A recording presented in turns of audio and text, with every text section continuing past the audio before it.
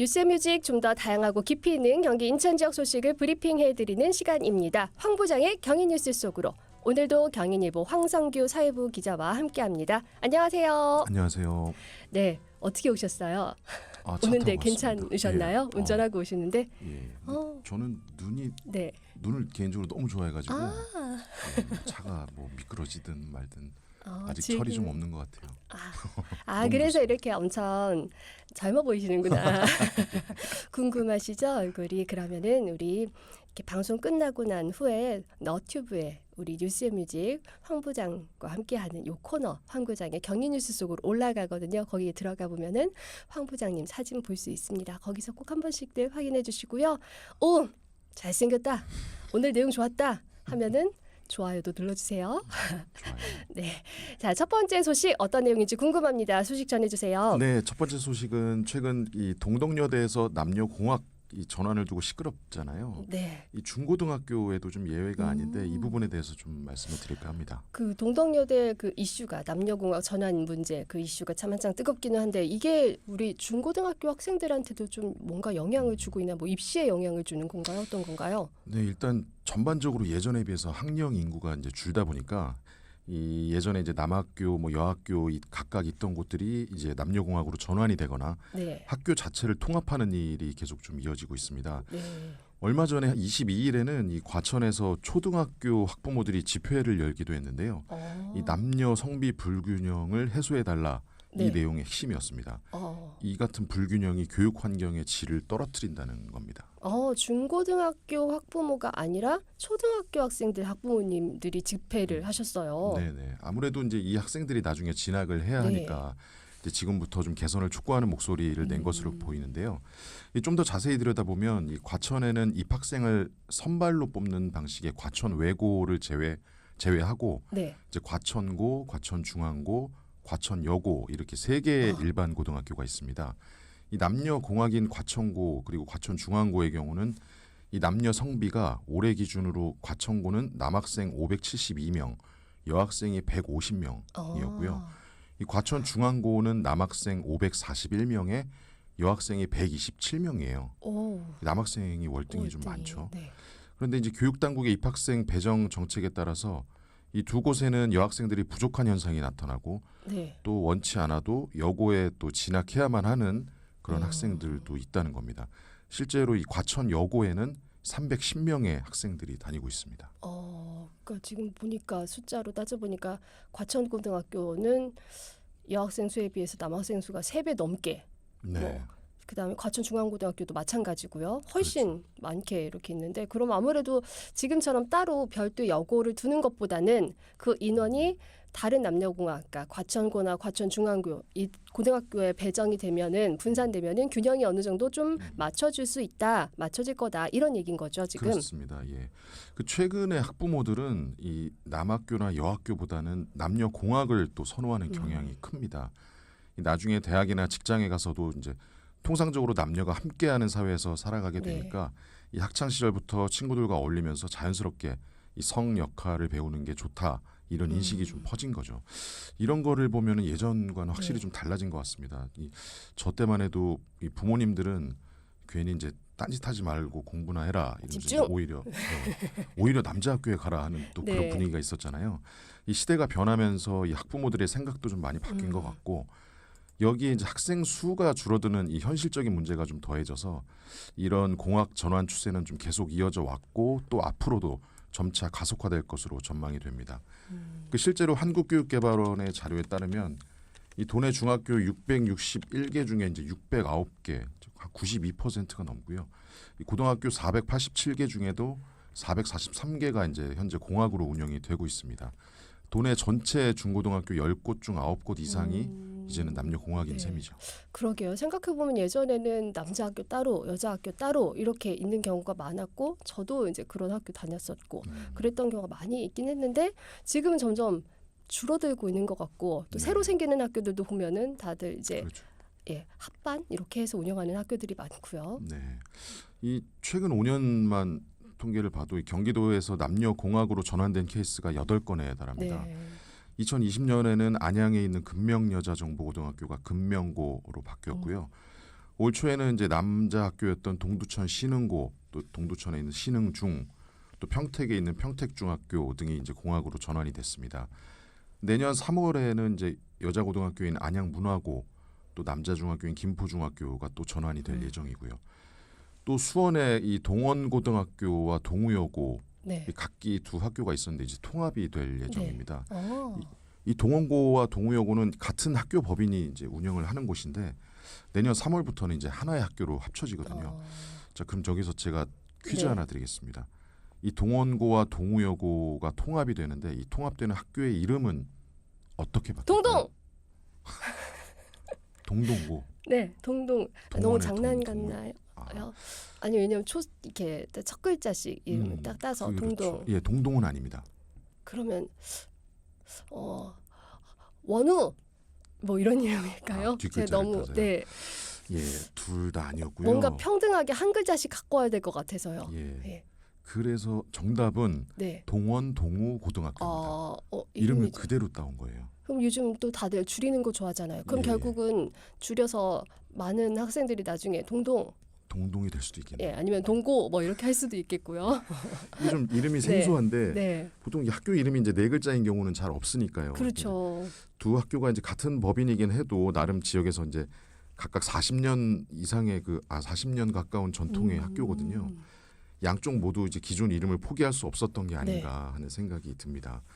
뭐 남고든 여고든 뭐 예전부터 이어져 온 전통의 가치라는 또 부분도 있잖아요. 네, 그럼에도 결국 이 학생 수가 줄어드는 문제 그리고 또 학부모들의 인식 변화 이런 좀 사회적 분위기가 맞물리면서 이 전통보다는 현실적인 가치에 더 좀 무게가 실린 게 아니냐. 그래서 좀 공학 전환으로 이어지고 있는 것으로 보입니다. 어떻게 보면 이 같은 문제인데 이 학생들이 조금 주체적으로 결정에 참여하는 이 대학과 네.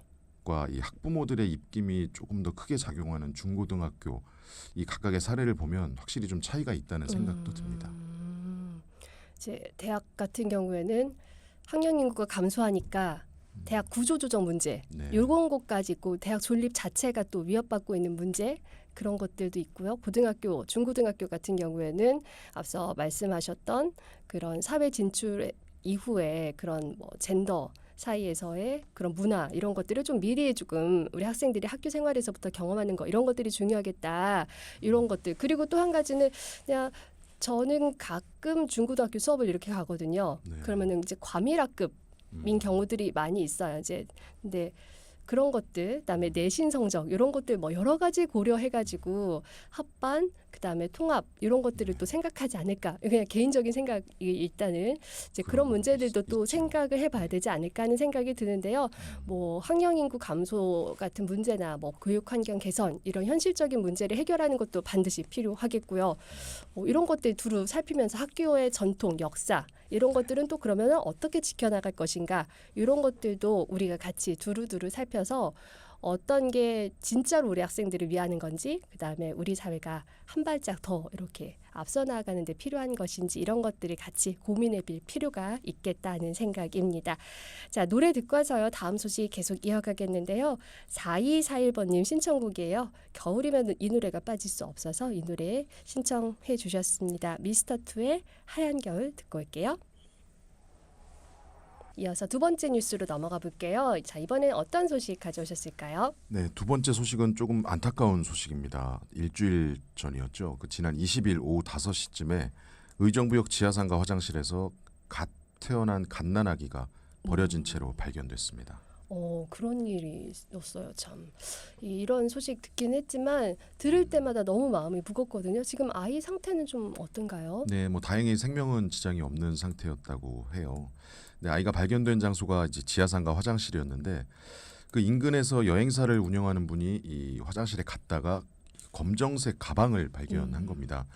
이 화장실은 근데 위치가 좀 약간 구석진 곳이라서 이 기존 상인들이 아니면은 일반 사람들은 잘 이용을 안 하는 곳이라고 하는데 그날따라 좀 수상한 옷차림의 한 여성이 주변을 지나간 거를 이분이 봤다고 그래요. 그래서 뭔가 이상한 생각이 들어서 그 상가 경비원을 찾아가서 이제 도움을 요청했다고 하는데 그래서 이제 경비원이 가방을 열어보고는 깜짝 놀란 거죠. 이 가방 안에는 이 손가락을 꼬물꼬물 움직이고 있는 갓난아기가 있었던 겁니다. 네. 옷도 없이 이 당시에 이 아기를 감싸고 있었던 거는 얇은 흰색 천 한 장이 어이구. 전부였다고 합니다. 그래서 뭐 바로 경찰에 신고를 했죠. 요즘 날씨도 점점 추워지고 있는데 깜짝 놀라셨겠어요. 그 네. 여행사 사장님도. 다행히 그래도 그 여행사 사장님이 눈썰미가 좋아서 빨리 발견을 하고 또 일단 아기가 살아있어서 다행이다 싶은데요. 근데 그러면 그 아기 엄마는 화장실에 그것도 좀 후미진 외딴 화장실에 왜 아이를 두고 갔을까요? 네, 그래서 이제 경찰이 상가 주변 CCTV를 확인해서 그 아이를 버린 용의자를 붙잡았는데 네. 베트남 국적의 19세 유학생이었습니다. 아, 이 어학연수차 이 국내에 입국해 있던 학생이었죠. 음, 이 경찰에 붙잡힌 용의자는 내가 낳은 아기가 아니다 네. 라면서 이제 출산 그리고 유기를 모두 부인했다고 합니다. 하지만 이제 경찰은 혐의가 뚜렷하다고 판단해서 이 아동복지법 위반 혐의로 구속영장을 신청했고요.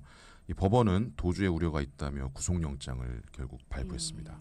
그러니까 아직은 용의자인 거죠. 네. 그러니까 아직 뭐 혐의를 확정할 수는 없는 그런 단계이기는 하지만 그래도 그 붙잡힌 분이 내가 한 일 아니다라고 했다는 게 참 놀라운데요. 근데 이 비슷한 일들이 과거에도 좀 있었죠. 네, 그렇습니다.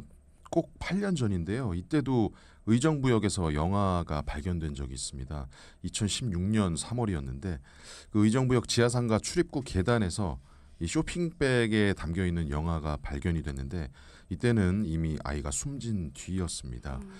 이때도 용의자는 베트남 국적이었고요. 이 어학연수를 위해서 입국해 있던 이때도 마찬가지로 19세 유학생이었습니다.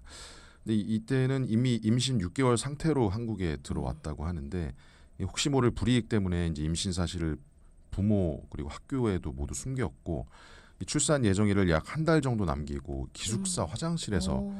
아기를 낳았던 겁니다. 안타깝게도 출산한 지 얼마 지나지 않아서 아이는 사망했고요. 결국 이 생모는 유기를 택했습니다. 당시 경찰 조사에서 이 여성은 이제 자신의 행동에 후회를 하고 또 아기를 잃은 것에 대해서도 이제 슬퍼했다고 하는데 이 분명 숨진 아기를 지하철역 앞에 유기한 행동은 잘못된 일이지만 이 출산을 앞두고 이 기숙사 화장실에서 혼자 아기를 낳을 수밖에 없었고 또 도와줄 수 있는 사람이 아무도 없었다는 사실은 한 번쯤 좀 되짚어볼 부분이 아닌가 싶기도 합니다. 그러면은 이게 8년 만에 같은 일이 반복된 거잖아요. 비슷한 일이. 네. 근데 뭐 방금 뭐 혹시 모를 불이익 때문에 임신 사실을 숨겼었다. 그 이전에 있었던 분은 자 그렇다면은 외국인들이 국내에서 아이를 낳는데 뭔가 제약 같은 게 있는 걸까요? 왜 이렇게 선택을 할 수밖에 없었는지 그게 좀 궁금하거든요. 네, 이 반복된 두 사건을 살펴보면 이 용의자는 국적 그리고 나이 또 유학생 신분이라는 공통점을 지니고 있었습니다. 근데 작년에 그 수원 영아 시신 냉장고 유기 사건 이후로 이 정부는 출생 미신고 아동을 전수조사를 했고요. 이 출생 신고가 되지 않은 소위 말하는 유령아기 현상을 막기 위해서 이 출생 통보제를 도입을 했습니다.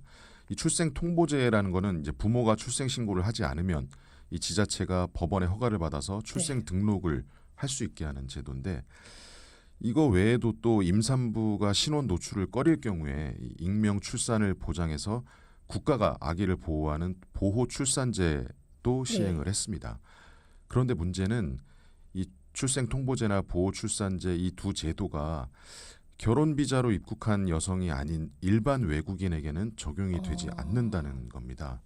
이 외국인의 또 미혼모라는 상황까지 겹칠 경우에 이들은 사실상 출산과 양육의 사각지대에 놓이게 되는 셈인데요. 결국 이 아이의 출생 등록조차 좀 여의치 않은 이런 환경 때문에 결국 이 유기라는 선택으로 이어진 것 아니냐 이런 지적도 나오고 있습니다. 그러게요. 외국인의 19세 미혼의 학생 참 아이 낳을 때까지 고민도 걱정도 많았을 것 같다는 생각이 드는데 이 출생 통보제나 보호 출산제 이런 것들이 이제 결혼 비자를 통해서 입국한 이민자가 아닌 경우에는 지원을 받기가 어렵고, 그러니까 우리나라에서 그런 뭐 출생 통보제, 보호 출산제 이런 것들을 해서 다양한 방법으로 아이를 보호하고 또 양육하기 어려운 환경에 놓였을 때 키울 수 있게끔 하는 지원들이 많은데 결혼 비자를 통해 입국한 이민자가 아닌 경우에는 그 지원을 받기가 좀 어려운 환경인 것 같다는 생각이 드는데요. 이런 일들이 발생하지 않게 좀 더 세밀한 복지가 정책이 좀 뒷받침돼야 되지 않을까 하는 생각이 듭니다. 네, 그렇습니다. 이 우리나라 사람이든 뭐 외국인이든 또 갓 태어난 아이도 너무나 이 소중한 하나의 생명이잖아요. 이 우리 사회의 따뜻한 관심과 지원으로 이 아이들의 생명을 좀 지키고 이와 같은 안타까운 일들이 더 이상은 일어나지 않았으면 좋겠습니다. 네, 오늘은 여기까지 듣겠습니다. 지금까지 경인일보 황성규 기자와 함께한 황 부장의 경인뉴스 속으로였습니다. 고맙습니다. 네, 고맙습니다.